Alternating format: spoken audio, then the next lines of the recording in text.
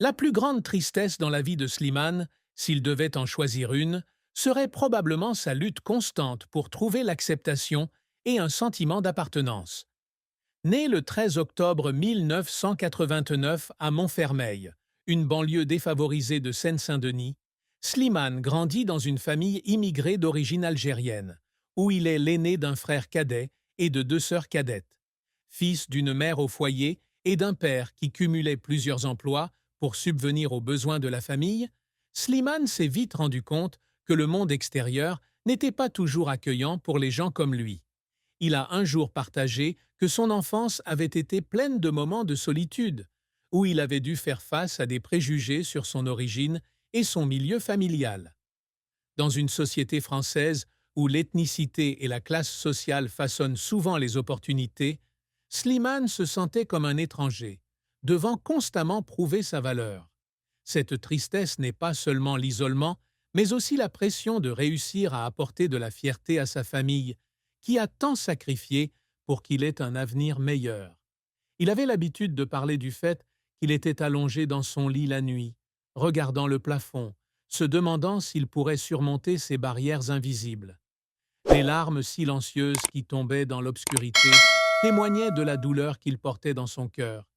Une douleur qui n'était pas facile à partager, même avec ses proches.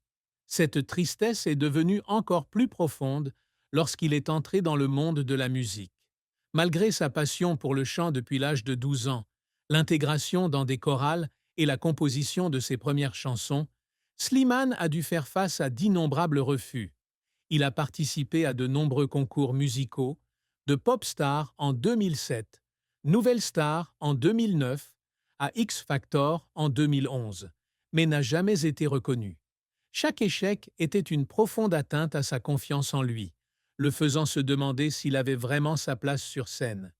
Il avait l'habitude de se tenir devant le miroir, de chanter ses propres chansons et de se consoler en pensant qu'un jour, le monde entendrait sa voix. Mais derrière cette persévérance, il y avait des moments de désespoir, où il pensait abandonner son rêve. La plus grande tristesse de Slimane n'était pas seulement les difficultés extérieures, mais aussi la bataille intérieure où il faisait face au doute de soi et à la peur de ne jamais être assez bon. Même s'il réussissait, il portait en lui une tristesse secrète, le sentiment que peu importe le succès qu'il obtenait, il devait encore continuer à prouver sa valeur dans un monde plein de préjugés. La carrière de Slimane a été une véritable montagne russe, avec des succès fulgurants entrecoupés d'échecs douloureux et de luttes qui l'ont laissé en larmes à plus d'une occasion. En 2016, à l'âge de 26 ans, Slimane monte sur la scène de The Voice, la plus belle voix, portant tous ses espoirs et ses peurs. Lorsqu'il a chanté À fleur de toit de Vita'a, les quatre coachs ont tourné leurs chaises, et le moment était comme un rêve devenu réalité. Il a choisi l'équipe de Florent Pagny, qui a vu en lui un potentiel particulier. Avec des performances émouvantes allant de Formidable de Stromae à Back to Black d'Amy Winehouse, Slimane a conquis le cœur du public et s'est imposé avec 33% des voix du public, battant son rival MB14. Cette victoire est non seulement une étape importante, mais aussi la reconnaissance qu'il attendait depuis longtemps. Son premier album, À bout de rêve, sorti peu après en juillet 2016, s'est rapidement hissé à la première place des charts en France et en Belgique, le single Paname devenant disque de platine. Ce succès ouvre des portes à Slimane, le faisant passer d'un garçon inconnu de la banlieue parisienne au grand jour. Cependant, le parcours professionnel de Slimane n'a pas été que glamour. Avant The Voice, il a connu une série d'échecs cuisants. Être éliminé des concours de musique lui donnait l'impression de se heurter à un mur invisible. Il a exercé toutes sortes de métiers, du serveur à la vente de lingerie, juste pour payer le loyer à Paris. Il y avait des mois où il avait à peine assez d'argent pour manger et devait compter sur la gentillesse de ses amis.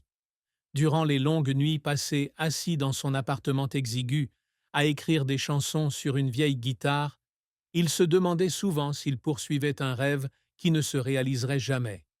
Même après avoir remporté The Voice, la pression de maintenir sa renommée l'a épuisé. Il a un jour fondu en larmes en studio sentant qu'il ne pouvait pas répondre aux attentes du public et de lui-même. Un jour, après une performance insatisfaisante, il s'est assis seul dans sa voiture, laissant couler ses larmes, se disant qu'il devait être plus fort. Ces larmes n'étaient pas seulement un signe de fatigue, mais aussi un témoignage de son dévouement à la musique, un domaine qu'il avait passé toute sa jeunesse à conquérir.